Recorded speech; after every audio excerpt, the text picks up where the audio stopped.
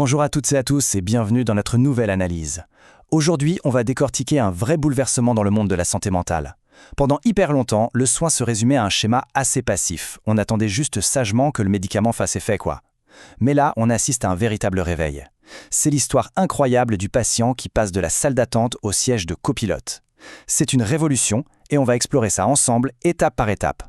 Ça nous amène directement à une question un peu provocatrice. Et si, au fond, le patient était l'expert ?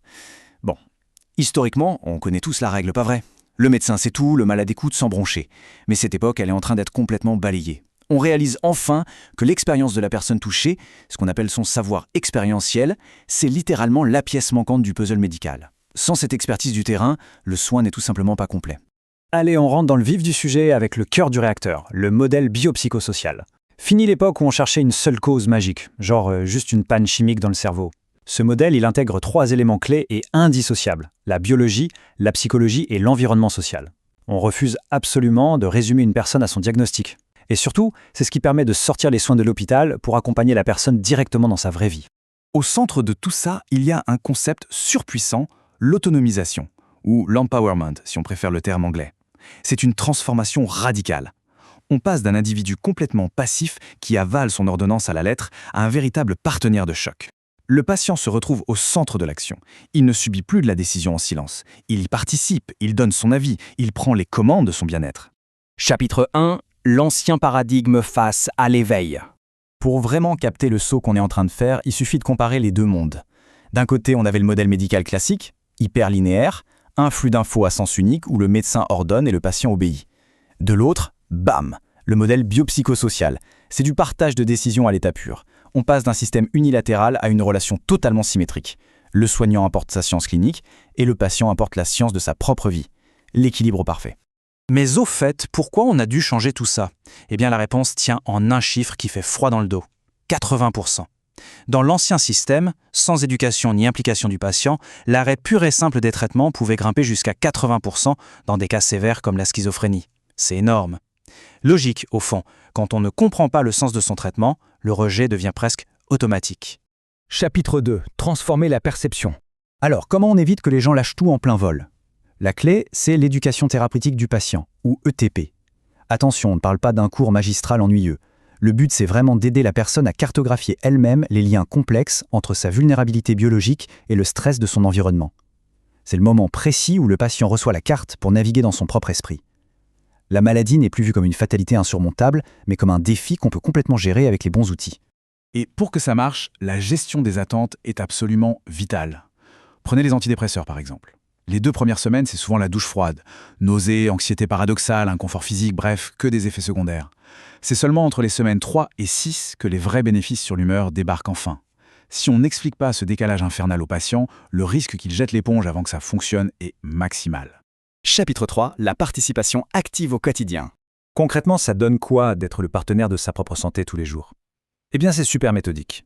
On n'attend plus sagement le prochain rendez-vous médical, on devient le moniteur en chef de son propre équilibre. Étape 1, on surveille de près ses signes métaboliques, comme le poids. Étape 2, on apprend à identifier avec précision les déclencheurs de rechute. Et étape 3, on ajuste ses habitudes de vie. C'est cette démarche hyper proactive qui transforme vraiment l'individu en sentinelle de son corps et de son esprit. Cette notion de reprise de contrôle, elle prend tout son sens face aux défis physiques. Les effets secondaires, notamment les risques métaboliques de certains antipsychotiques, c'est du lourd. Il faut le valider. Mais en face, adapter son mode de vie, c'est une arme redoutable. Adopter un régime méditerranéen et faire de l'exercice régulièrement, ce ne sont plus de simples conseils de confort, ce sont de véritables stratégies thérapeutiques qui redonnent tout le pouvoir à la personne. Ce pouvoir, il passe aussi par une espèce de radar psychique ultra développé. Apprendre à repérer les tout premiers signes avant-coureurs, comme une petite insomnie qui s'installe, une tension anormale ou de l'irritabilité, c'est juste capital. Une fois décodés, ces signaux permettent de réagir avant que la tempête d'une rechute n'éclate. C'est un sentiment de maîtrise incroyable pour le patient. La maladie ne frappe plus par surprise, on la voit venir et on s'y prépare de façon stratégique. Et c'est là que les décisions thérapeutiques partagées entrent en jeu. Prenons l'exemple des injectables à action prolongée, les APP. Opter pour ça, c'est décider en équipe de remplacer la corvée des pilules de tous les jours par une simple injection mensuelle. L'impact est géant. Ça enlève un poids mental énorme, ça simplifie la vie et surtout, ça fait chuter de manière spectaculaire les tensions et la surveillance parfois pesante au sein de la famille. Chapitre 4. Le projet de vie personnalisé. Le but ultime de toute cette évolution, ce n'est pas juste de trafiquer des récepteurs chimiques, c'est de reconstruire une vie entière.